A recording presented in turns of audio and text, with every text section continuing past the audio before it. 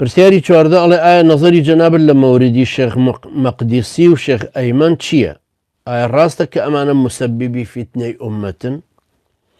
پرسیاری ئەم بەڕێزە ئەوەیە کە ئەڵێ ئایا جەنابەت ڕەئیت چییە لەسەر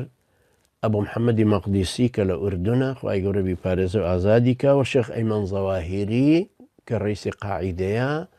خوای پەروەردگار سەلامەتی کە و بیپارێزە لە دەست دوژمنان ئەڵێ ڕەئی لەسەر ئەمانە چییە کە خەڵکێک پێی وایە ئەڵە مسەبیبی فیتنن. هیچ ڕاست نییە دەڕێیم دەربارەی هەردووکیان ڕەئیەکی باشە پیاوی مسلمانی چاکن دوو کەسایەتی ئیسلامی باشن کاریگەریان زۆر باشە لە دەوروبەری خۆیان ڕاستیش نییە کە هۆکاری فیتنە بن بالعکس هۆکاری ئەوەن کە جوامێرانە خەڵک بگەڕێنەوە بۆ دینەکەیان دینەکە تێبگەن جیهاد بکەن و مقدساتی خۆیان بپارێزن